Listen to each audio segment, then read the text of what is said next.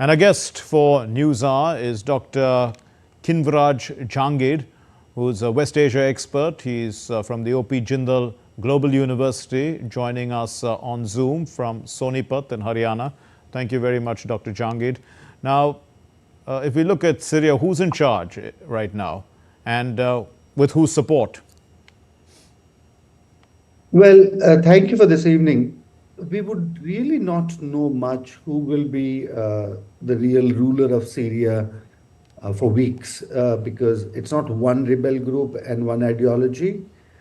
There are many groups, but we certainly understand that one of the major group is led by a remain of al-Qaeda. So they are ideologically in tuned in Islamic rule of Syria, and they want to create a greater Levant, which is a larger territory than what Syria is. But I think this has what we can talk about. I think more concretely is the fact that it's a direct fallout of the October 7 Hamas's attack to destabilize the region and really unsettle the status. So just a minute, Dr. Jangid, but you did mention HTS is the group that led this, one of the rebel groups. It originated in the al-Nusra front, but it says that it no longer is anything to do with that, and they're not any part of any global jihad. So should the region, be wary? After all, this is the region that produced ISIS, as you said. But ISIS was defeated in 2019. So who are these people? Are they new? Well, HTS is not new. In a way, they have been trying to readjust themselves after the failed experiment of ISIS and the Al-Qaeda's terrorist legacy, as was globally recognized. And lost all kind of support also in the Middle East. But one of the problems in Syria right now is that it's a complete, in a way, broken country after the civil war, as well as the 2011's Arab Spring. Part of the public support for the regime in favor of these rebel or HTS is because people were really in a way, angry and wanted to get rid of, Assad and his father's regime, which has been ruling Syria for more than 50 years. Yes. So, are the Syrian people in any position to influence the course of events from now? I mean, they've all come out on the streets. We don't know whether they've participated, but they, for the moment, seem to be supporting what's happened there. And we also see that the government officials have quickly changed, from one side to the other. They've changed all their profile pictures very rapidly. Everyone seems to be conforming to what's happening. I mean, one doesn't know, whether the people on the street, the locals, in a sense, have any say in their future.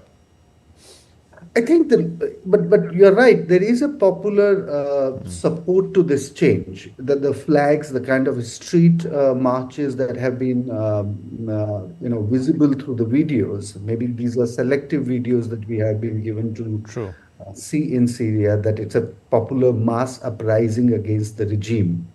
But let's be very, sure of one thing: that this was a regime that did not have popular mandate since the year 2011, when there was an Arab Spring, and Syria was one of the main places where Arab Spring started. So yes, Assad's regime lost the popular mandate, popular support. There wasn't an election for him at all. His father died in 2000, and he took the power by all dynasty rules. But I think people support in Middle Eastern countries, most of the countries that have not allowed people to really elect and express their democratic aspirations, they tend to support any group that takes over the regime that they have been trying to fight against. So that's an important insight. Rebel group, and I think HTS is in a very sweet spot where it has been trying to reinvent itself and also receive support of the American presidents who really thought that it can really come out of Islamic tendencies and be a responsible player and not really pick the flag of ISIS or any Islamic ideology. Well, that's what they claim that they have done that. But you know, expatriates also and Syrian refugees across the world who've been shunted out of Syria over the last 10 years or 14 years, in fact, they are celebrating. In UK, there are plenty of celebrations. Are they likely to be sent back in a sense, you know, or do they want to even go back to their own homes? One would ask. This is something really important you mentioned, that because of the civil war, this regime was also considered extremely brutal. It's a fact that more than 1 million people got killed. I mean, it's a contested fact, but figures can vary. But lakhs of people were killed, and millions became refugees. Now, these refugees are happy because they feel, in a way, bit justified in their fight and hatred against the regime. Will they go back? I don't think so. They got really accommodated and given, all kind of asylum supports in most of the European countries. And they certainly have much better life than they could have imagined for themselves in Syria. And Syria for some years will be a very, very unstable and maybe violent place, because all kind of ideological groups will either try to take over the power Right. or will try to get back in support of the regime of Assad. Indeed, and Dr. Jangid, so what if the situation does deteriorate? Because I mean, it's fluid, as you did mention. What's expected on the refugee situation? Because all the neighboring countries have closed their borders, and I mean, people should also be concerned about the possibilities. I mean, of the Indian embassy, of course, is open for any Indian nationals who are there. They are currently safe. So, I mean, what is the situation like? What do you foresee over the next few days? I think neighboring countries are very scared, because when there was a huge, flow out of Syria during the civil war, we saw people really getting, in a way, killed without food, without any shelter, even the harsh winter.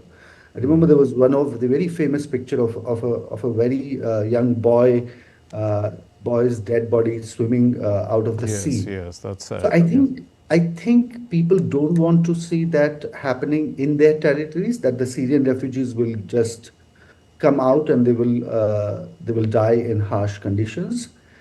Of course, the the worry about the regime is, I think, in the minds of all the world leaders, including Indian, because they believe if this regime is gone, and I think it has a direct fallout of Iranian defeat and Hezbollah's defeat in Lebanon, Right. then they are waiting to see who will, in a way, stabilize the country.